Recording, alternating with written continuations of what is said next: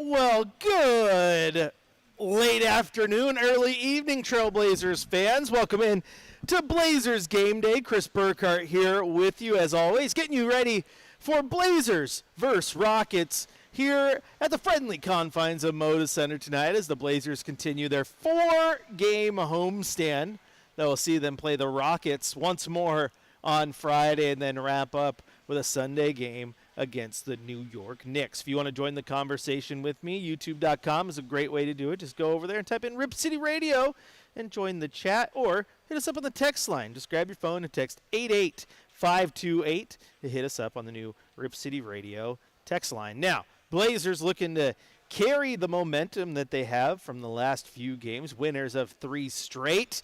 Deni Avdija have been playing absolutely incredible. They have been winning the games that they need to win. They've been grabbing a couple victories against teams that we thought were going to be tough outs. They needed to play perfect, and they did, looking at you, San Antonio. And then Utah came to town on Monday, and the Blazers took care of business. It was one of those games, as we said in the pregame show, that the Jazz, they'll relax you. Smooth jazz music, right? That's what you think about. What the Blazers needed to do is they needed to be metal. They needed to be 180 beats per minute. They just needed to thrash metal you, Metallica style, and beat you. Run up and down the court, and then you're just playing catch up the entire time. And that's what the Blazers did in that ball game. Just right out the gate, they were running. They outscored the Jazz 36-26 in the first quarter. Outscored them 42-31 in the second. 78 points scored in the first half. Their second highest scoring half of the season. Funny enough, their highest scoring half of the season came against the Utah Jazz earlier in the year, or actually last year for all you guys looking for a dad joke. That was in October at the beginning of the season when they scored 79 in the first half. So maybe the Jazz are just what the doctor ordered for your Trailblazers at times, because the offense looks pretty good. And then they kept pouring it on. They were up big in the second half, led by as many as 32 in the fourth quarter. They went with, largely their bench group. Deni Avdija didn't even see the court in the fourth. They were outscored by Utah 34-23, but they were still able to hold on for the 137-117 victory. The 20-point margin tied for their largest victory of the season. So a very, very good game for your Portland Trailblazers. They were pretty even with Utah in points in the paint, pretty even on second chance points, pretty even on fast break points. You're starting looking through the things. What is the breakdown? Well, the Jazz were turning the ball over. Portland got 27 points off of those turnovers. And then realistically, the Trailblazers once again kept the turnover numbers low. So that's 3 games in a row now. They had 9 against New Orleans, which was their season low. They had 11 against San Antonio. And in this game, they had 13. So yes, that number climbed each game, but 13 is still well below their average of more than 17 per game. And keep in mind, the team that averages the fewest in the league right now is the Boston Celtics, and that is right around 12. So the Blazers were taking care of the ball the way they needed to. A lot of the turnovers that did happen were late. Deni Avdija was relatively turnover-free until he put 2 of them back-to-back, just 2 lazy passes, and that was as he was just exhausted. And then again, you had the bench guys going there in the fourth. I believe it was 4 turnovers in the fourth quarter alone. 5 turnovers in the fourth quarter alone for the Trailblazers. So again, that second unit with the end of the bench guys wasn't taking care of the ball as well. But overall, Blazers played very, very well. You look at the individual box scores. Lauri Markkanen was great, 22 points. He had 4 rebounds, 4 assists, 21 points and 12 rebounds, 5 assists as well. For the Bosnian Beast, Jusuf Nurkic, who got a very, very good ovation there in the starting lineup. Good to see him playing well again. Keontae George had 15. Bryce Sensabaugh had 8 on the Jazz bench. They were led by Kyle Filipkowski, who had 13 points. On the Trailblazers side of things, balance. It was the word of the day. If clutch was the word of the day in San Antonio, balance was the word here. 7 different players in double figures. Tumani Kamara had 15 points, which is all nice to see. We've talked a lot about that. I'm tired of the 6-point performances. I want to see him consistently in that the mid-teens. Means he's hitting those open threes and getting you the shots that you need from him. 15 points, 4 rebounds, 3 assists for Tumani. 10 points for Chris Murray. Unfortunately, Chris Murray is listed as out tonight with some low back tightness, so there's another Blazer who won't be playing. Donovan Clingan was huge, 12 points, 17 rebounds, and 3 blocked shots. Shaden Sharp had 29 points on 11 of 19 shooting, including 5 of 8 from beyond the arc. 14 points each from Caleb Love and Sidy Cissoko on the Trailblazers bench. The only Blazer who played and did not score in this one was Dwap Reith, who played 2 minutes and didn't score a bucket. That's because Young Hansen was in during those same 2 minutes and finished 1 of 1 from the floor, 2 of 2 from the free throw line with 4 points. Now, I have not mentioned Denny Avdia. Well, Chris, how can you go down that line and not talk about Denny? Because sometimes Denny just deserves his own conversation, because the tear that he has been on lately is absolutely incredible. Incredible, as one of our texters says. Denny for president. Well, yeah, Denny should be president because he's been so darn good. In this game, he almost had another 30-point triple-double. 33 points, 8 rebounds, 9 assists, and he did that in just 28 minutes of action. Did not play in the fourth quarter because the Blazers were up big. So if he would have played in the fourth, absolutely would have got that double-double. It just wasn't in the cards in this one. But again, just a great performance from Denny, and you hope that he can continue to build upon that as people vote for him into the All-Star game. And I believe you all saw the email today. Votes counted for 3 today, so I made sure to get my votes in there for Denny Avdia, because realistically you're looking at a guy who is right on the cusp of making that All-Star game and should be an All-Star, and that is a big thing for the Blazers. I mean, yes, you had LaMarcus Aldridge going there, and you sent Dame there year after year, but it was like, where's that next guy? Just want another one. And Denny is looking absolutely legit. The numbers he's putting up have been incredible, and they're consistent. It's every single night. Even if he starts slow, he tends to end strong, and you can trust him when you put the ball in his hands. You love to see it. Now, it was a great game from him, and we talked about balance, 7 different players in double figures. But another reason that the Blazers were able to get out in this one is they just shot the ball well. They shot the ball incredibly well. 19 of 48 from beyond the arc, which is 39%, so a great night for them. Making 19 is absolutely huge. Utah made just 13, so that alone is an 18-point difference just at the three-point line. They made 4 more shots overall. They made 6 more shots than Utah at the free throw stripe. But the way they were shooting that 3 ball was absolutely huge, because you look at everything else, and there was a lot in here that was relatively equal. The rebounds were 45-42 in favor of Portland. The assists, each team had 32. Defensive rebounds, 31-28 in favor of Portland. Both teams with 14 offensive rebounds.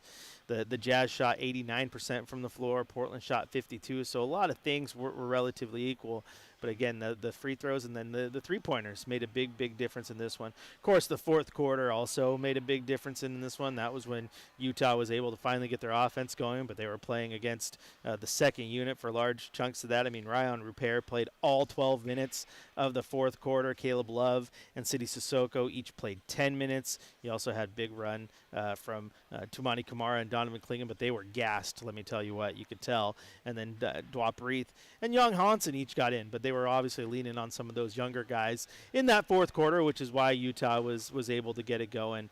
But overall, just a really good performance from the Trailblazers, one that you hope that they can continue tonight against the Houston Rockets, a team that is coming off a last-second victory, a game winner from Kevin Durant over his old team, the Phoenix Suns, which I'm sure that one had to feel good. But, you know, Houston comes into this game right now, 5th in the West at 22-11, 6-4 in their last 10, which is exactly what the Blazers have done in their last 10, and winners of 1 in a row. So they're not absolutely perfect. They have a couple holes. Maybe the Blazers take advantage of that, but also they're not bad. They're a damn good team. They're actually just 1.5 games back of the Spurs for second place in the West. So that top end, that top 6 teams really, really crowded. Blazers looking to upset the Rockets here tonight. This is Blazers Game Day. I'm your host, Chris Burkhardt. You can follow me on social at Chris J. Burkhardt if you are so inclined. We're going to take a quick break here. When we return, we're going to head to the coach's corner here from head coach Tiago Splitter ahead of this game against the Rockets. Continue to get you ready for Portland versus Houston here at Moda Center on your home of the Blazers, Rip City Radio 620.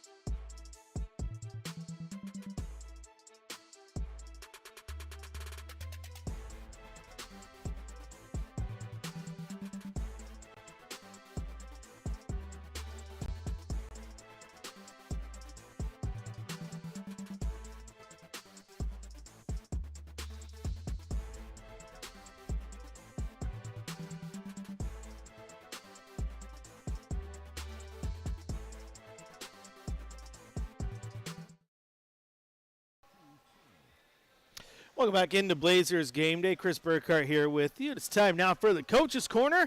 We're just waiting on head coach Tiago Splitter to get to the podium. As soon as he does, Brendan will pod him up, and we'll hear from Tiago, see what the lineup is tonight. No Chris Murray, so likely to see City Sissoko. See how that messes with stuff a little bit. And maybe you get a little more Young Hansen as well, just because you move some things around. You go two bigs. We've seen that as of late, right? We've seen Donovan Klingen and Robert Williams, Young Hansen on the floor.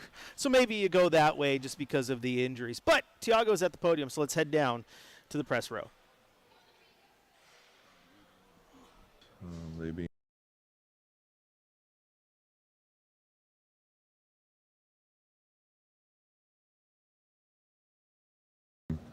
Pushing the pace, rebounding, defending, and then a lot of shooters around, Kevin, and so it's a big challenge, a difficult team, and that's the reason they're one of the best teams in the West. What was the biggest takeaway you learned as a coach? Obviously, you were only at Houston as an assistant for that 1 year, and you had already known Ime for forever, but what was maybe one thing that you took away your time there? Well, I think I'm very grateful for Ime. He gave me a lot of freedom, a lot of responsibility to get better as a coach, to work with Alpi as well. I think that whole group is special. The staff, I knew some of the guys from before, but Ime helped me a lot with confidence, with knowledge, how to deal with a group. Sometimes as a former player, because we both were players as well. So he gave me a different view that I didn't have before. Oh yeah, I'm very grateful for Ime. What makes their zone so good? Excuse me? What makes their zone so good? I mean, the size, of course, having length is important.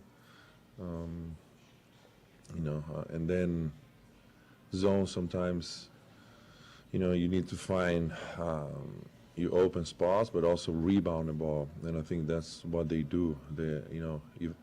When you play man, it's a little bit easier to box you man out. Zone is a little bit different, but they're so big and so athletic, and those wings that they secure the rebound as well too. Are you going to start seeding with Chris out? Yes. Is that a day-to-day thing, or do you know what his status is for Friday yet? Yeah, I mean, he's just tied back there. Know exactly when he's coming back or not, but hopefully it's not a long-term thing. What stands out from your time working with Kevin Durant up close? Well, that's a great question. So, one of the most professional athletes that I've been around. Just the approach of every day. His routine is unbelievable. Every shot that he takes in practice is a game speed shot. Was one of the first guys that I was like, wow, he's different, and there's a reason why. His routines it's so different than the average NBA player. So that's why he's an elite player. Tiago, there's been multiple times you guys could have, kind of pitched a tent here and folded in a little bit, but you keep fighting and fighting. So many guys injured, you couldn't make excuses. What's kind of the secret sauce that's keeping you guys together right now? I don't know, Joe. I think everybody has this hungry to compete and fight. The guys that are stepping in and they buy in and they come in, they also want to show they deserve to be in this league. We have two ways competing for for a contract, and guys that have less minutes past years, they also fighting to stay in the league. Being brutally honest to you guys, so they get something pushing them too, not just the coaching staff pushing them, but they have their own agendas and they want to play well, they want to play hard, and we're just trying to put all of those things together and find a way to win every night. How do you kind of balance, what you just said about guys fighting for their own contract and their own place in the league, and not have that boil over into everybody's kind of has their own agenda and everybody's doing their own thing and it doesn't help? How do you kind of... Great question. So everybody has a role, so you got to follow the role. I explained them pretty well. If you follow, this role, you're going to have a chance. And that's what they're doing.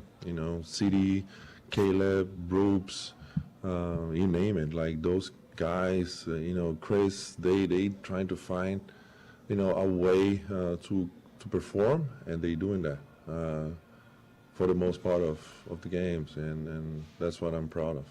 What does City do that doesn't show up in the box score that helps the team?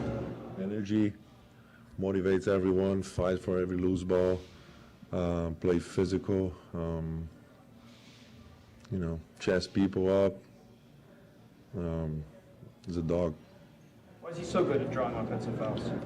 I don't know, instincts. Just trying his best, and just the way he plays, I think. But that's not something you guys like point out in film, like, hey, whatever, take this angle around the screen. It's more just he's innate skill or something. I mean, I think playing hard is a talent, and he got that talent. City, he plays hard every night. He's gonna make mistakes like everybody else, but he plays hard. So, kudos for him to keep doing that every night, even though sometimes he don't make shots, or sometimes he's making more shots, but he's always bringing that physicality, that fight. So proud of him. Thank you, Coach. Thank you. And there you hear from head coach Tiago Splitter ahead of the game. If you weren't paying attention, he came in late, did say that City Sissoko would get the start tonight. Chris Murray out, so we'll see how that impacts the rotations, just because you do have not a lot of bigs now at that point, and so you're going to have Denny playing some of that as you spin some things around. And then I wouldn't be shocked if you see just a few minutes tonight of like the Robert Williams, Young Hansen combo, maybe the Young Hansen, Donovan Klingen combo, or Rob and Donovan too. I think you might see those bigs, or even Dwaparith, you can move around a little bit. So you got to mix it up a little bit. No Chris Murray, no Jeremy Grant, no forwards, and it's just rough injury news for the Blazers, who continue to deal with it. On the bright side, maybe get some reinforcements here in a little bit. Jeremy Grant was out on the court warming up before the game, going through, and wasn't a standstill workout, showing some movement there, so getting through the calf strains and all that jazz. So hopefully Achilles tendinopathy or tendinitis that he's dealing with, actually. Either way, all those injuries hopefully start to get a little better for the Blazers moving forward, because we've said it before, we'll say it again, this Blazer team absolutely needs health and reinforcements, and they need it as soon as possible. I mean, you got fans wondering about what this team's going to do at the trade deadline, and then people realistically like, oh, Trae Young's available. Could they go get Trae Young because they desperately need point guard help right now because they don't have a guard. But it's like, I think you got guys on your bench. You just need to get healthy. I wouldn't, mortgage the farm to go get Trae Young and pay him $45 million a year to have another undersized guard that doesn't play defense. Like, that's not the best for this team now. For Washington, who is very likely the Trae Young landing spot, I think that makes an absolute ton of sense. Trae Young comes in there, you can still be Trae Young, but you got a team that's young and up and coming, and you can still build not necessarily around him, but he is one of the building blocks with all those young guys who are getting paid their rookie deals, so you can take on that big deal without any worry. Like, that makes sense. Portland get it in on that. Doesn't make very much sense to me. Blazer fans have also talked about Jonathan Kuminga, who is reportedly available and on the outs, and Golden State, would you make moves to go land him? And that's like a yes-no type equation, because I personally think like Jonathan Kuminga was built in a lab. Like, look at him. He looks like he was built to play basketball. He's got the length, the athleticism, the strength. Like, he's phenomenal. He just has ups and downs, and his game can be very, very inconsistent. I think the other thing is, he thinks he's a starter, and I think his best spot right now in the NBA is coming off the bench and helping those rotations out. But if you came to Portland, you're behind Denny Avdia and Tumani Kamara on a healthy lineup, so it doesn't really benefit him in the least. And I don't know if Portland wants to take that risk. Does it become a headache or not? I mean, look at respectfully what DeAndre Ayton's doing. Like, DeAndre Ayton, and I defended the guy. I like DA. His game's incredible. When DA is on, I think DA can be one of the best centers in the league, hands down. He's a freak athlete for his size, he moves incredibly well, but you're already seeing the same thing that happened in Phoenix, that happened in Portland, is now happening in LA, where DeAndre Ayton is, complaining about not getting enough touches, and people are showing the highlight reels of him going through the motions because he's pouting a little bit. Like, I don't understand why. Like, especially when you're a guy that is that talented. Like, if you go out there and do your thing, you're gonna get your touches. I promise you. You don't have to complain to coach and I need 8 touches instead of 6. Well, you start doing everything you need to do with that 6, you're eventually gonna get your 8. You're gonna get your 9, 10. You're gonna get more. Just go out there and play ball, help the team win. You're too talented to worry about that stuff. So yeah, I don't know if Kuminga's the one you want to take a risk on, because I don't think you want to worry about that happening here. Is he the guy? Of course. On the other side of that, as I've argued a lot, I argued it with Yusuf Nurkic prior to that trade happening, that sometimes change of scenery is what matters. Yeah, Nurk is coming over, and Nurk is he's a powder, and he needs the ball in his hand. Well, he came over, and he was absolutely great for Portland. I mean, great. And the ups were way better than the downs with him. And unfortunately, that injury changed a lot about his trajectory in his career, which is very, very unfortunate. But the change of scenery worked for him. Yusuf Nurkic was great in Portland, and Blazer fans liked him. That's why he got that big ovation when he was announced in the starting lineup for Utah. So, again, you never know. Sometimes that change of scenery can do it. I don't know what the Blazers do. I think the only other downside to a Kuminga trade right now is, as a fan pointed out, friend of the show, Jesse pointed out, that I don't know if I want to help trade someone to Golden State and help a team that is right there in the kind of the same position as us, battling for that play-in spot. And Jeremy Grant would be a filthy, filthy addition for the Warriors. He fit in very, very well. Someone that Steph could draw gravity, kick out to, and he could shoot the 3-ball for him. So, again, lots to think about as the trade deadline comes and gets here a little bit closer. Someone asked on the trade deadline, like, what are your thoughts on Dylan Brooks? Do you think he's a bit of a dirty player? I wouldn't mind having a guy like him, but when he is on another team, I can't really stand him. It's kind of like Draymond. And no, I don't necessarily think Dylan Brooks is a dirty player. I just think Dylan Brooks is a villain, and he's like a wrestling heel. He plays the role. He plays it well. And he becomes hateable. He tries to get in your mind. He tries to get in your head. And there's been a lot of players who do that, who come across as just dirty or a villain. Like Pat Beverly comes to mind. And I don't know if Pat Beverly was a dirty player, but Pat Beverly would irritate you. He would just get in your head and do stuff that would annoy you. Remember, like, Lance Stevenson, too, for a while? Like, the video, like, him just, like, blowing into the ear. Like, sometimes that type of player needs to get that little mental advantage to really excel. But Dylan Brooks has been great for Phoenix. So, I mean, I don't know where he fits in Portland because, again, he's not starting over Tumani or Denny right now, at least with what the Blazers want to do. But Dylan Brooks is what Dylan Brooks is. Like, he might be the one guy I've seen that is a Duck that even Duck fans are kind of like, yeah, I don't know about that. He's not the dirty player, though. Grayson Allen, on the other hand. Ooh, boy. Ooh, boy.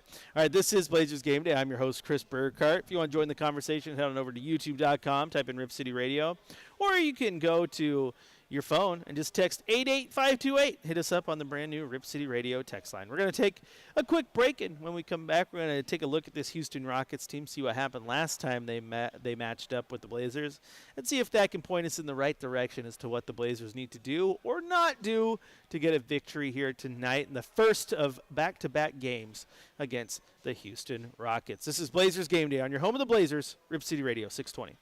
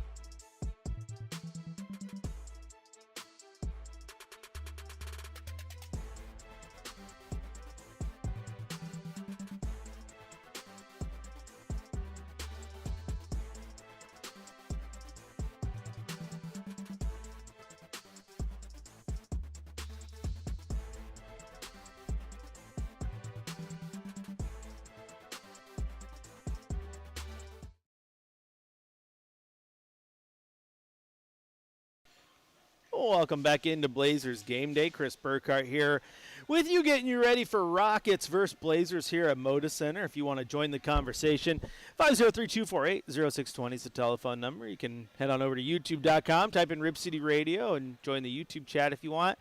Or hit us up with the text line. 88528 is the text number. Now, I said we're going to take some time to look at this Houston Rockets team to see what the Blazers are up against tonight. This is a team that, like I said, they're very good. They are right there in the top 5 in the Western Conference. They're 22-11 on the season, 6-4 in their last 10 winners of a single game in a row. We'll see what happens tonight if they make that 2 or not, but they're not bad. I mean, you sit there and I tell you that they're 5th, but that has them tied with the Timberwolves at 6th, who are 6 games back of the Thunder. But that also makes both of those teams just 1.5 games back of the second-place Spurs. So 1.5 games separating the second team and the 6th team. Sandwiched between all those teams I just mentioned are the Lakers at 3 and the Nuggets at 4. Then you get the Suns, who are 2.5 back of the Timberwolves. And then you got to drop another 2.5 games, and that's where you get into the Warriors. And then another 2 games gets you to the Blazers territory. So a little bit of a gap there between some of these teams. That top 6 in the West is definitely stacked. And you get a little bit of a gap between the edge of the playoff and the play-in. And then the gap gets even bigger as you start to go down. But these types of games are going to be tough for the Blazers. But you would hope they could put it together to maybe sneak one of the 2 here from this Houston Rockets team. Beating them twice is going to be tough. Beating them once is going to be tough. But the Blazers, we thought beating San Antonio was going to be tough, even without Victor Wembanyama. And the Blazers were able to do it. Now this Houston Rockets team does come into this game without Alfred Sengun. And Sengun is their second leading scorer at 21.8 points per game. He's their leading rebounder at 9 rebounds per game. He's their leading assist man at 6.5 assists per game. And he is out. He had tweaked his ankle, and coach said when that happened he'd be out around 2 weeks. So not playing in this game, that is a big blow to the Rockets team, and then hopefully the Blazers can take advantage. Now you got to go back a little bit. We could kind of get an idea how these two will play each other. Is if you go back to November 14th when these two played each other in Houston, and the Rockets grabbed a 140-116 victory over the Blazers. So the Blazers definitely struggled just a little bit in that one in the NBA play-in game. And the Blazers, as we know, we've talked about it, they've had their ups and downs throughout the year. And that one was certainly a down. You would hope that the Blazers can bounce back and play just a little bit better than that today. That game, in fact, that 24-point deficit was their 3rd worst loss of the season. The only other 2 worse than that coming both at the hands of the Oklahoma City Thunder. So again, you would hope the Blazers can bounce back a little bit. And basically 2 things they need to do. Stop the Houston offense. Houston came out on fire in that game, outscored the Blazers 41-32 in the first quarter. That is kind of filthy work, right? When you watch 40 dropped on you in a quarter, because that feels like that doesn't happen very often. It's happened 5 times, in fact, to the Blazers this season. That one against Houston was the 3rd most scored in the first quarter all year long. So that game does not bode well for the Blazers. And you start to look at it and see if you can pick apart why. You're like, okay, Portland had 54 points in the paint. Houston had 56. That's pretty close. Second chance points, Portland actually had more, 33-21. But the Houston Rockets did 2 things great. They got out in space, and they beat the Blazers at their own game, which is playing with tempo. Remember what I said about the Utah Jazz? You beat the Jazz by being metal. Metal's gonna thrash you around. They're gonna beat you with speed. Well, that's what Houston did. They had 23 fast break points, and also the Blazers had one of those nights where they struggled to take care of the ball. 20 turnovers that Houston was able to convert into 30 points off of turnovers. Take those turnovers, and then they get out on those fast breaks. You start to see the pattern here. Take care of the ball. At the same time, Houston did not struggle to take care of the ball. They had just 6 turnovers as a team, which is ultra low, and 3 of those came from Kevin Durant. So, yeah, if you're the Blazers, you got to take care of the ball, and you got to make sure that you get out in space. Don't let this team beat you at your own pace game. And I think you'll be in a good spot to at least keep this close. And if you at least keep it close, that's how you sneak one. That's how you sneak a victory. Looking at individually how things went down, just like that game that we talked about against Utah where there was balance in the Blazers lineup, there was balance in the Rockets lineup in this game too, with 7 different players in double figures. Kevin Durant led the way with 30 points. Alfred Şengün, who will not be playing in this one, had a near triple-double, 25 points, 10 rebounds, and 9 assists. Jabari Smith Jr. went off for 22 points as well. And then you had Steven Adams, who just did Steven Adams things, didn't score a lot, but he did pull down 11 rebounds. On the Blazers side, Toumani Camara had 16 points. Denny Avdia, 22 points, 10 rebounds, 4 assists. Donovan Clingan, 9 and 8. Shaedon Sharpe, 19 points. But they also had a couple players who won't be playing tonight, like Drew Holiday, who had 13 points, Jeremy Grant, who also had 13 points, and Chris Murray, who had 5 points. And I remember when you looked at that game going, okay, you can't have nights where Jeremy Grant's only scoring 13, Drew Holiday's only scoring 13. They weren't even taking a lot of shots. They were combined 8 for 17. They were letting everyone else get the lion's share. But overall, the Blazers just couldn't get the offense rolling. They didn't get a lot of shots in that game. Because Houston was able to get those turnovers, it led to 106 field goal attempts for the Houston Rockets. The Blazers only had 89 attempts, while the Rockets threw 17 more shots up and hit 11 more. So you start to see exactly you can start pinpointing, put a pin here, a pin there, and a pin right there, and you can kind of see the 3 things that allowed the Rockets to get out to that big lead. So, again, pretty simple. Don't do that. You know what I'm saying? Don't do that.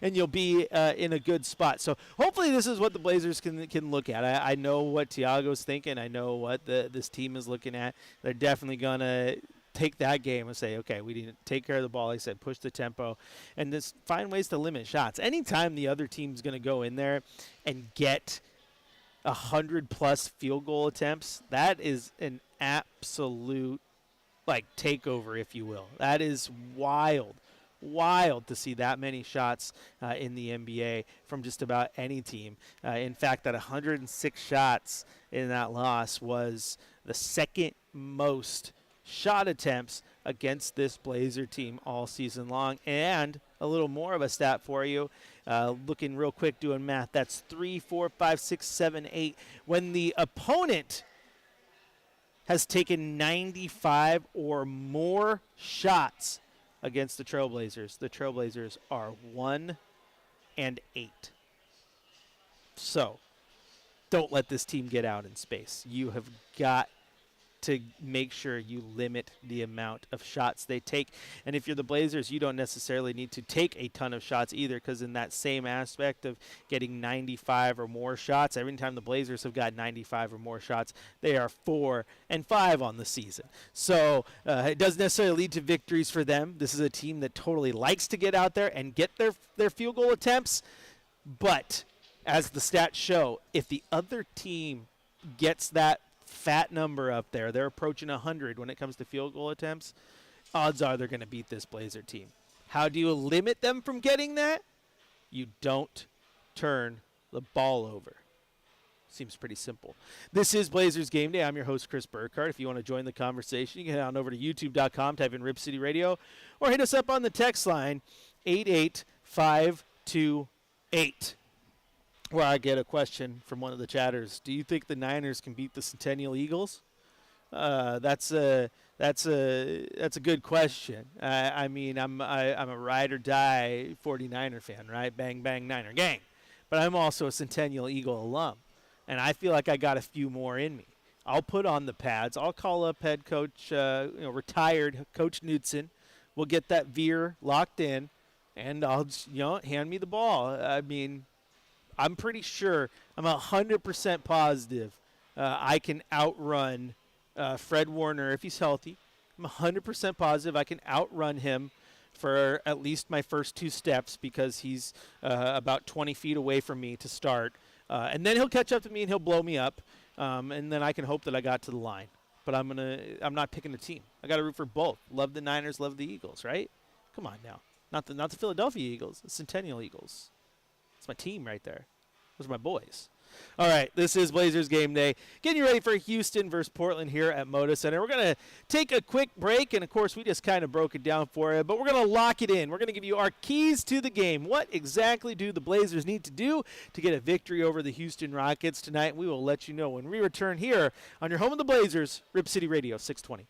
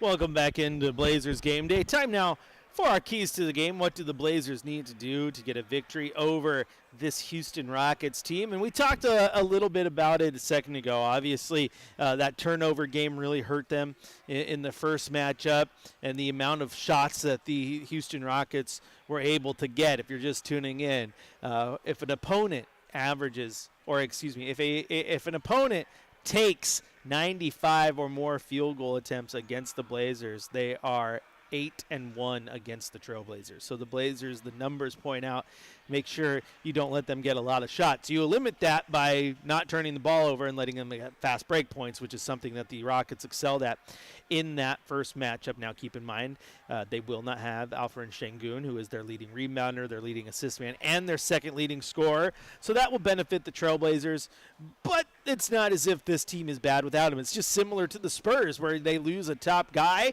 in Victor Wembanyama, and guess what? Well, the Rockets lost Alperen Şengün, and they still have Kevin Durant and Jabari Smith Jr. and a couple of guys who can get you.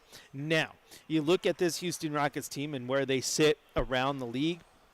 If you're the Blazers, understand that they do not take a lot of three-point shots. They do make a decent amount of them, though. They are third in the league at three-point percentage at 38.8, but they are second to last in the NBA in three-point attempts. This Houston Rockets team only takes 30.6 threes per game. Compare that to the Blazers, who take the fourth most in the league at 41.5. So be smart with how you play your defense outside the arc. They're going to take them, but they also make sure that they take high-quality shots. So if you can do your best to knock them off their path and make those shots less quality, that's going to benefit you. Also know that also means they're going to find a way to get into the paint quite a bit, which is where you're going to need big defensive performances from Donovan Clingan and Robert Williams to do their best to lock the paint down. Secondarily, this is going to be a massive battle for the Trailblazers because Houston comes in as the number one rebounding team in the NBA at 48.8. And once again, they don't have Alperen Şengün, who is their number one rebounder, but they do have Steven Adams, who is an absolute force down there. So they're going to make you work. Not only are they good on the rebounding overall, they are number one in the league on the offensive glass. The Blazers come in at number two on the offensive glass at 14.3, while Houston averages 16. Defensively, Houston averages 32.8 rebounds on the defensive side, and the Blazers average 31. So one of those has to excel tonight. You need either the Blazers or the Rockets. They're looking at each other going, okay, we need to be extra aggressive on the defensive glass to limit those offensive rebounds, thus limiting those second chance points. So again, if you are the Blazers, I think you need to be extra aggressive on the defensive glass. Now, the second chance points last time they played was 33-21 in favor of Portland, but Houston did grab 20 offensive rebounds. 20 of their 49 rebounds, in fact, were on the offensive end. And the Blazers need to be very, very aggressive on the offensive glass. So we've talked about the three-pointers, we've talked about the offensive glass, and then we talked about it a little bit when we were just breaking down last game. Very, very simple. You got to limit the turnovers and do your best you can to make sure that does not come back to bite you in the rear end, because the Blazers have struggled with that all year long. But you look at some of the games as of late, the 9 turnovers that they had against New Orleans was the fewest that they've had all season. The only time that they've fallen below double digits, which is good. The very next night against San Antonio, they had 11, which is the third fewest they've had all year. And then you look at that game against Utah. They had 14 as a team, which is tied for the fifth fewest. They've had 12 and 13 in there as well, but 14 also a low number for this Blazers team. And this is a Blazer team that also has nights where they've had 26, 25, 21 multiple times. This little stretch of 3 games where they've played well, I think directly correlated to the fact that they've had some really, really good games when it comes to taking care of the basketball. So you're going to need to do that again tonight because that bit you in the rear end last time you played the Rockets. All right, the music is on, which means it's time for me to go. But you don't go anywhere. Keep it locked in here because coming up next, Chad Doing will have your Trailblazers pregame show across the Trailblazers audio network. And then when he's done, he'll hand it over to Travis Demers, where it's Blazers versus Rockets right here on your home of the Blazers, Rip City Radio 620. And when it's all said and done, keep it locked in for the fifth quarter, where hopefully we're breaking down a Trailblazers victory. Rip City, I'll talk to you after the game.